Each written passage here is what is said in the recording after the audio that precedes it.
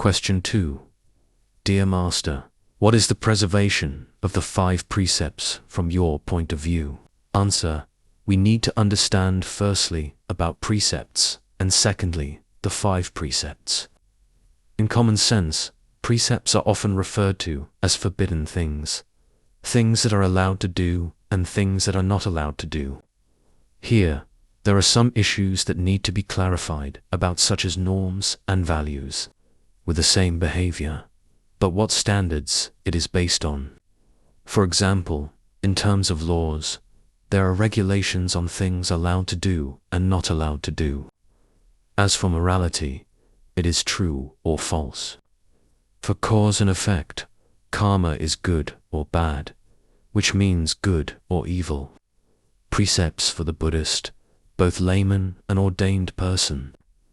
Buddha began establishing his first precepts in the 13th year after his enlightenment, especially for monks. On the one hand, we should understand that these are rules, because Buddha did not set anything like these before. Later, on the other hand, Buddha also said that after his death, it could be unnecessary to comply with the whole precepts, if any of them are too detailed and dispensable. However, neither the sagas and disciples of Buddha, nor the council of monks at that time, were considered not to have enough authority to declare which precepts were no longer valid or unnecessary. Hence, all those regulations have persisted till present.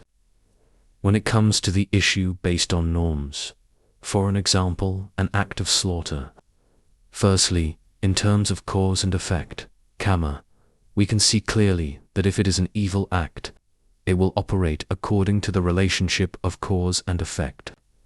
Whoever did an act of slaughtering, he, she will suffer the bad karma that act may bring about. Secondly, from a moral point of view, there are things accepted in some places, but not approved in others. For instance, according to the moral ethics of Christianity or some other religions, it is not forbidden to slaughter. But with Buddhism, Buddhists are encouraged to abstain from butchering. Or with local beliefs, there are no constraints on slaughtering or no slaughtering. Thirdly, in terms of standards and regulations of society, it is called law. Does the law prohibit slaughtering or harming animals? In some cases, it is forbidden, for example, killing animals which are in danger of extinction, while restrictions on others are not implemented. Therefore, we need to analyze, based on the 3 mentioned above norms, to see the problem clearly, particularly for the issue of precepts in the 5 precepts. According to my research, has been considered as stipulated precepts and natural rules. To my personal point of view, the 5 precepts made by Buddha are what Buddhists should practice in life. There are 5 rules for leading a healthy and wholesome life. Those who master and practice these 5 rules will avoid troubles and nuisances. Life is thus more peaceful and healthier. Here, in these 5 contents, there is no prohibition problem, but it depends on the understanding and practice of each person himself, herself. If we do not practice these 5 things, or do the opposite, we will be affected by the law of cause and effect, or the feedback of the behavior that has been caused. For example, in marriage issues, according to the 3rd precept, it is called adultery. A person who does not live decently in a married life, disrespects marriage, does not protect marriage, and takes no responsibility for his marriage, may be dealt with by law. But for slaughtering and harming animals which are not prohibited by law, the person makes no violation to the law and will not be exercised by the law. However, for a Buddhist who believes in Buddhahood and lives according to his teachings, he knows that these are 5 principles of a healthy living. First, it is not about no slaughtering or harming, it's about respecting life. We need to learn about life, know about life well, to live together, respect and protect life.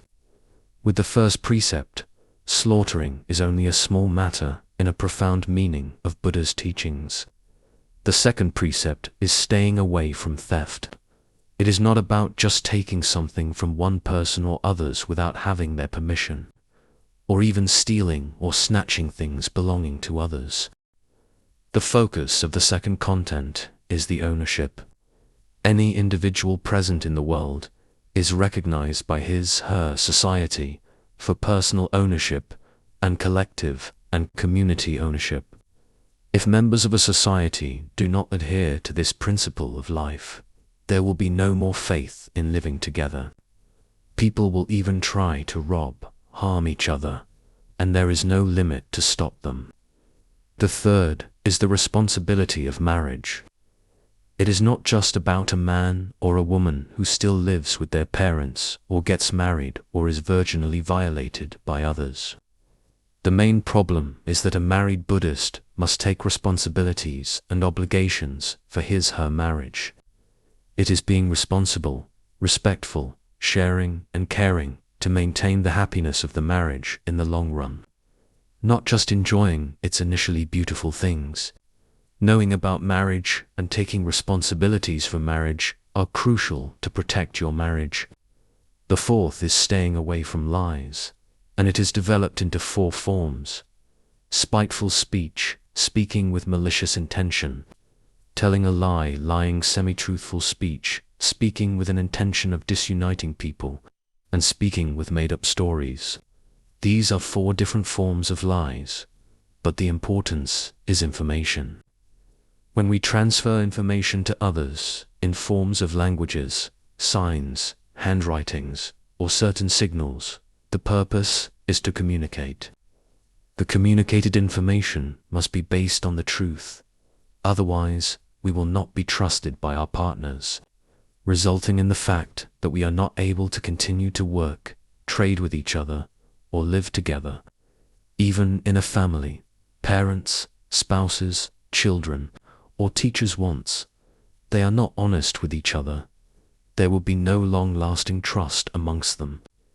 In addition, with the 3 criteria of the truth, the good and the beautiful, the speech should also originate from goodwill beyond honesty. For example, a doctor, after examining a patient and detecting that he or she is hopeless, but considering the family's financial situation, which is unable to afford the treatment, and the hospital's limited support, might decide to encourage the patient by saying, "Don't worry so much, your disease is not so serious, it can be gradually cured at home by eating and drinking as normal." Thanks to that, the patient can stop feeling anxious and worried about his/her disease. Though the doctor does not tell the truth, he has goodwill and does not want the patient to suffer more due to their anxiety. We, therefore, should know well every aspect of problems in life and tackle them in a flexible way. The fifth is related to health and mind issues. Stimulants or substances that are harmful to health, such as alcohol, beer, and drugs, are indeed harmful to our body. So, if we want to choose a healthy lifestyle, we should not use types of intoxicating and narcotic substances that are quite common in current society.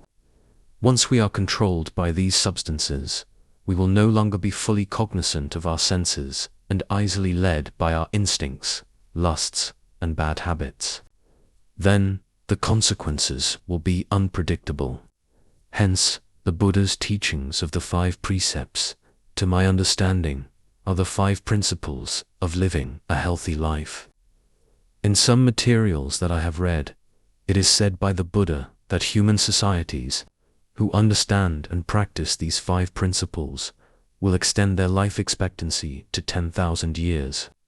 Otherwise, if we only understand the precepts or these 5 principles within the meanings of so-called prohibitions, it will hugely limit other meanings that the Buddha wanted to convey. Living by these 5 principles with a proper understanding and an open mind, we will build up a good community and society in many aspects, particularly in our families and the communities where we are living. when all members of the community understand the contents of Buddha's 5 principles of healthy living. Each person's perception will inevitably change in a positive way, leading to better behavior in daily life. Well, time for the talk is limited, so I just gave a brief talk with Buddhists like that. Buddhist Dharma Q&A record, No. 12.